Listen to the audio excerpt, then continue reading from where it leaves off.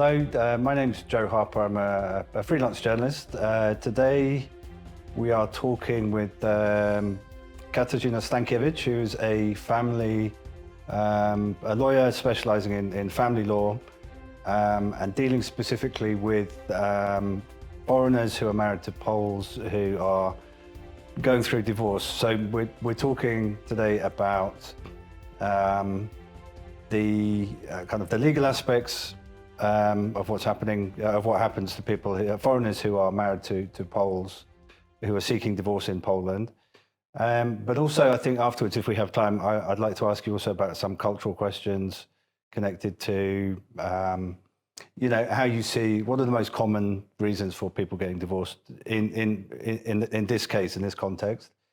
Could we just go straight into business and talk Sure. about the kind of legal aspects of what should foreigners be aware of when they are contemplating divorce in Poland, or they want to initiate divorce in Poland?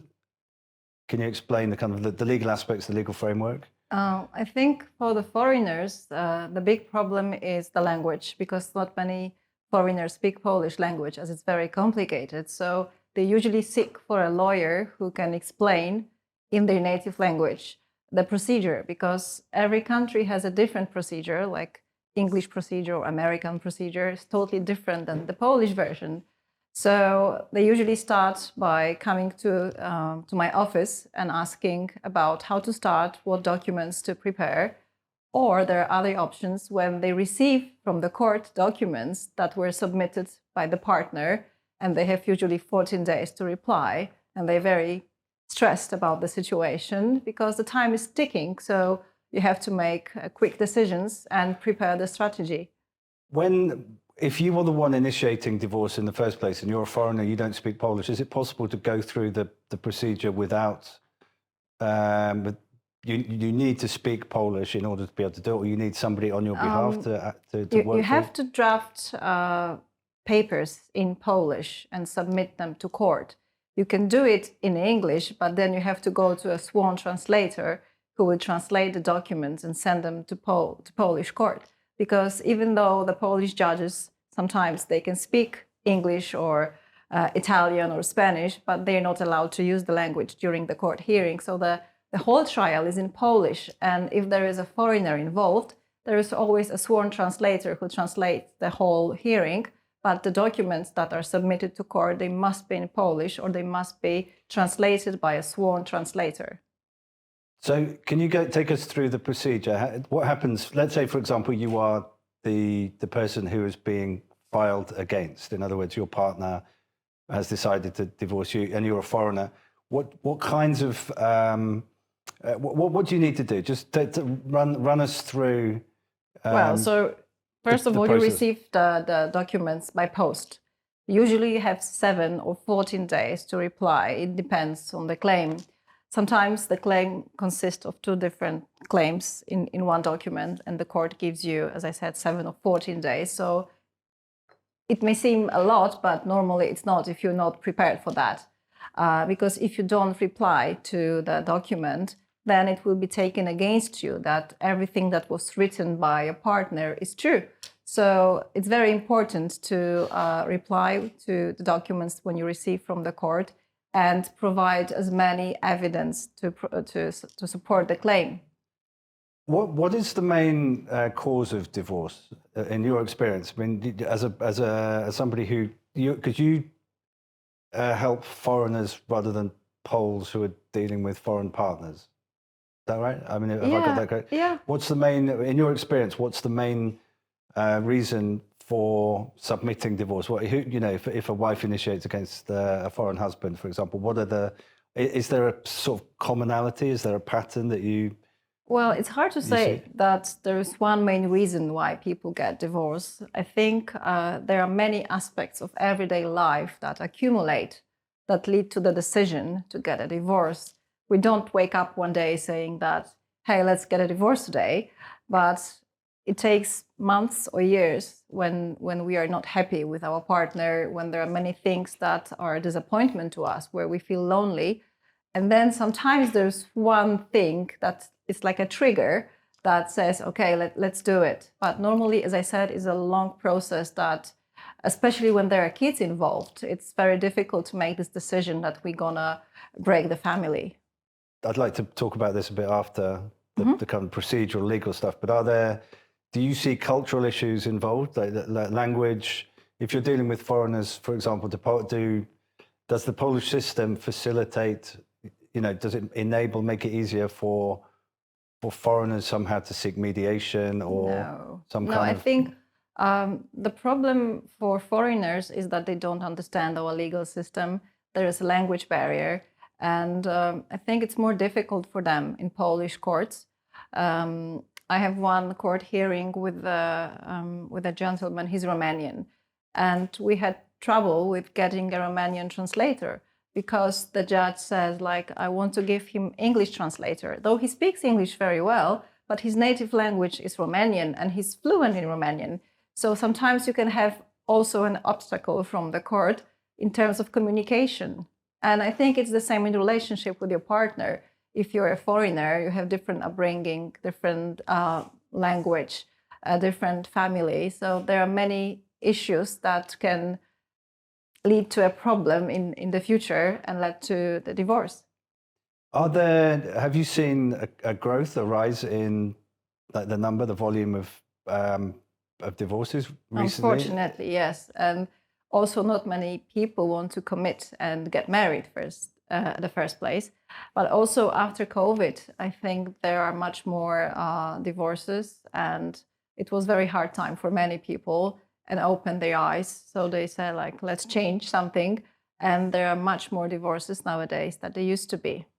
Is that something, I mean, that's good for business, for you, I guess, but is it something, do you see more international, I mean, Poland has been transformed, obviously, in the last 20, 25 years since joining the European Union, and probably before that. So I assume that there are a lot more kind of international marriages? A lot, yes. They are much common, and especially within the European Union, but there are also marriages with people from South America.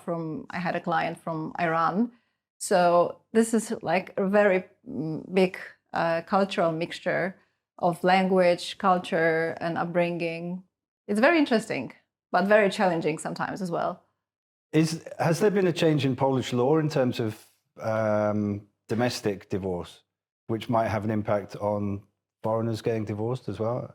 It's become easier to get divorced in Poland. Is that right, or is that? No, it's not. No? There was supposed to be a new law saying that you can get a divorce quicker without the court, but it's not going to happen very soon. So now the procedure is standard. It's the same. It's very conservative, and marriage is protected by constitution. So even if there is amicable solution between the husband and wife, still you have to go to court and go through the same procedure. And you think it may be faster, but you still need to wait at least 6 up to 12 months in Warsaw because Polish courts are really overwhelmed with cases. So that's my next question. Like in terms of length, in terms of the duration of a divorce, if I mean, obviously it depends on the type of divorce, but especially if you get a divorce with fault or without fault. Right. Okay. So the amicable solution is much quicker, but still you have to wait for the hearing, and as I said, it can take from 6 to 12 months. And if there is a fault process, then it can take even years. Okay. It's a huge battle. What happens with assets, for example, that are held outside of Poland? If one of the partners is a foreigner who has assets outside, where is there a problem of jurisdiction? No, it's not a problem. If it's within the European Union, does that make a difference? Or if It's not a problem in terms, for example, of alimony. Then I have a client now. I'm representing the Polish lady, but her husband is British and he has a lot of assets in UK, and he's very wealthy. So it's important to prove in the court the financial status of this person, that he has, for example, 5 houses or hotels, and then he has more possibility to pay higher alimony in that case. It doesn't matter if the assets are in UK or in US. It's important whether you have them or not. Yes, yeah. Basically. Can we go back to the kind of cultural aspects? Because I'm married to a Polish woman as well, so I'm kind of it's always been a kind of question, sometimes miscommunication on a kind of quite simple level in terms of relations with children and money and so on. Is there something that you would say is specifically kind of Polish about expectations, which maybe differ from, in your experience, maybe differ from a German, two Germans married, for example, or two Brits or whatever? Is there something that foreigners should be aware of when they marry Poles? I think that's probably my, that's the question. We are very stubborn and independent as a women. But I think cultural differences are very important, and they can lead to many disappointments, problems, because we are from different houses, different upbringing, different kind of respect or attitude towards spending money. And in the beginning, it may be exciting when you're in a relationship with a partner from a different country. But in the end, I think these differences can lead to many problems. There's another issue which I'm not sure exactly how to phrase the question, but the issue of civic marriage against kind of church marriage. What's the legal situation in terms of if you're married in a church? But if you're married in a church, then your wedding is legalized in civil. Automatically. So it doesn't change much. Then if you want to get a divorce, there are people who are very religious and they want to get a divorce, like annulment in the church. Right, so they have to start a different procedure within the church. But if you're married, whether civilly or in the church, then you have to go to court to get a divorce. Right. Okay. So this is the only way. See you in court. To go through. Yeah. You can't get a divorce in the church. No. You can get like annulment of marriage in the church, but you have to go to Polish court to terminate the marriage. Right. You cannot do it in the notary. You cannot do it anywhere else. Only in the court, in the higher court, Sąd Okręgowy. This is the only court where you can do that. Okay, I have a final set of questions which are connected to what happens after divorce. What's your? Do you have any advice, recommendation? In terms of kids and in terms of money, in terms of... Well, divorce is a very complex and hard process for everybody. When it finishes, people always have like a grief and relief, probably. So it's like a very big mix of feelings. But they usually also regret of being cruel to a partner in the process, because sometimes people treat divorce like a personal revenge, and especially when there are children involved, it can lead to really dramatic situations for their upbringing. So what I always suggest is to keep your emotions at a low level, and it's good to have, a lawyer or a friend, someone who can be your guidance during this, like a guide during this process. Because if you react emotionally, you can destroy many things, and after divorce, you regret it, and some things you cannot rebuild. That's why I think it's important, especially when the kids are involved, to be in a normal relationship with your partner for the sake of the kids, because you have to be the parent until they are adults. So you're going to see your wife or your husband at school, at ceremonies, and it's important to stay in a normal relationship with them afterwards. In relation to the kids, what do you see? Do you see any kind of psychological patterns that are specific to kind of cross-cultural marriages and cross-cultural divorces? Sometimes parents want to take their kids back to their home country, and one wants them to stay here. Is that no? If the children were brought in Poland, I don't see this tendency, but the pattern is unfortunately that during the dispute, women play with kids, with their emotions, by, for example, saying you don't go and see your father, or your father is the person who is responsible for the divorce, and they get them involved in the dispute, which I think is not correct. And on the other hand, men play with money. So if they're better situated, they earn more money. They try to use this as a leverage in the process. So they are the basic patterns that I observe. Right. Could you please tell us something about shared custody? How does that work in practice, generally, legally, and In theory, shared parenting is fully accepted, and it's becoming more and more common in Polish courts, though it's not officially regulated in the code. But as I said, it's becoming more popular. But still, it's quite difficult to obtain, especially when parents are in dispute and they can't communicate as parents. So this is the main obstacle when the court can decide not to give a shared custody. But there are cases. I had one when I was representing the father, and the mother was creating the vision that she cannot communicate with the husband, and the judge could see that. And because she talked to the girl who was involved in the process, because now from 2024, it's very common that the judges talk to children during divorces, and they take the opinion into consideration. So even though there was no communication between the parents, the judge still agreed to give the shared custody to the parents. So they were like 2 weeks in 2 weeks. It was. Yeah. Is that the most common arrangement? 1 week or 2 weeks. I think 2 weeks is maximum. Depends how old is the child. Right. With younger kids, the timeline is like 1 week, because it's better for the kid. If the child is older, then there are 2 weeks. And it's generally the mother who. If it's 2 weeks, it's equal. Okay. Yeah. Yes, of course. Yeah. But generally, if it's not, if there's an imbalance, usually it's within the mother, but not always. Sometimes I observe that mothers are against shared custody, though it's very, I would say, good for the sake of the child, because the child feels that his mother and father in the same amount of time. But women are afraid they will lose alimony. If they agree to shared custody, they're afraid they will lose alimony, but it's also not true. So I think it's very important to have the knowledge of the system and of the legal aspects before making the decision.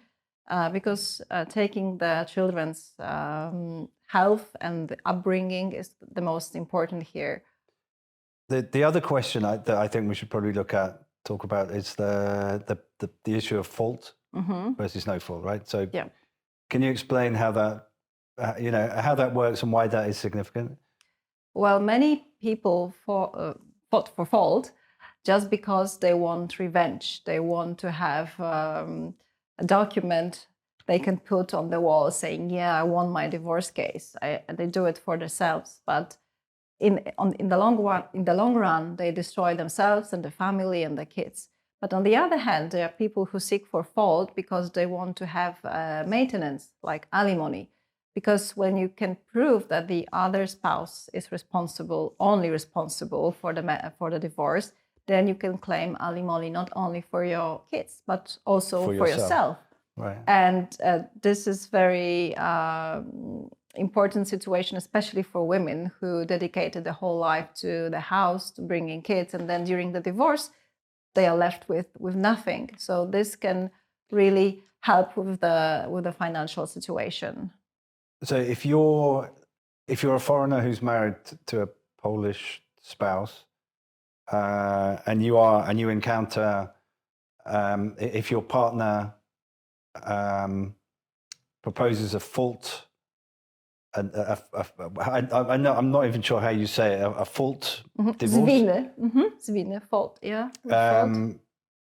How should you deal with that? How would you recommend? What do you suggest to your clients? Well, every case is different, so there's no one solution. But the best way is to prove that your partner is also at fault. Then you have two faults, so it's the best solution because the other person is not entitled to alimony.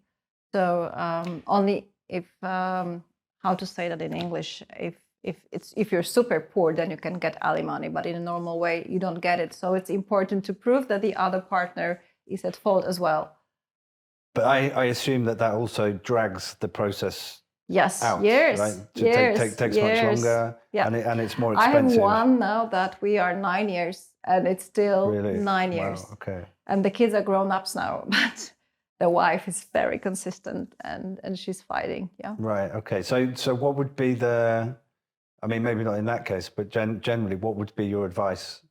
I always say it's better to terminate your dispute as soon as possible. The longer it takes, the more devastating it is to everybody. And sometimes mediation is a good solution. There are amazing mediators in Warsaw, in Poland, and they can really calm you down, talk to you in a proper way, explain situation.